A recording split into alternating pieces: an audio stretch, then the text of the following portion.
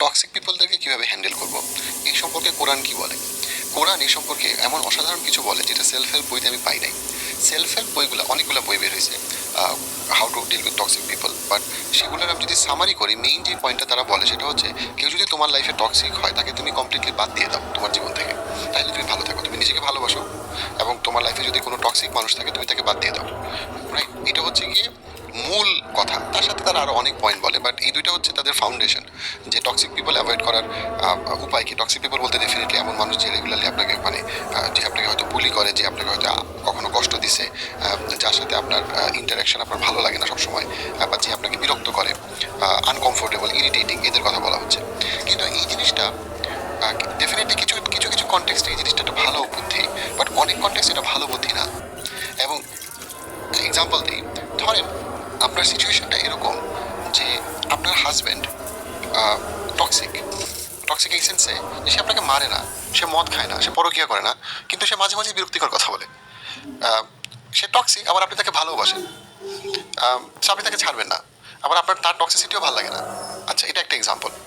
আবার আরেকটা এক্সাম্পল হচ্ছে অনেক ক্ষেত্রে আপনার নিজের ছেলে বা নিজের মেয়ে টক্সিক। সে হয়তো দেখা যাচ্ছে সে কোনো একটা অ্যাডিকশানে চলে গেছে, তাকে আপনি রিহ্যাব সেন্টারে নিয়ে গেছেন, বাট সে আবার অ্যাডিকশানে চলে যাচ্ছে এবং আপনি বুঝতেছেন সে টক্সিক, কিন্তু সে আপনার ছেলে মেয়ে, আপনি তাকে ছাড়তে পারবেন না, আপনি তাদেরকে ভালোবাসেন। আবার ধরেন আপনি একটা চাকরি করতেছেন, এবং আপনার যা বেতন সেই পুরোটাই আপনার বাসা ভাড়া, আপনার সংসার চালানোর জন্য খুবই জরুরি, কিন্তু আপনার লাইন ম্যানেজার বা আপনার বস টক্সিক। আপনি এখন যে চাকরি ছাড়বেন, আপনি যে একটা চাকরি পাবেন এটা কোনো নিশ্চয়তা নাই। সো ওই সময় যদি আপনি একটা সেলফ হেল্প বই পড়েন, যে বইতে লেখা আছে যে টক্সিক মানুষদেরকে জীবন থেকে বাদ দিয়ে দাও, নিজেকে ভালোবাসো, তখন এটা আপনি ঠিক জানেন আপনি কিভাবে অ্যাপ্লাই করতে হবে। আমাদের লাইফ কখনো কখনো এত সিম্পলিফাইড ফর্মুলাতে চলে না, এটা কখনো কখনো আর অনেক বেশি কমপ্লিকেটেড। এইখানে কোরআন একটা দিক নির্দেশনা দেয়, যে দিক নির্দেশনাটা অসাধারণ।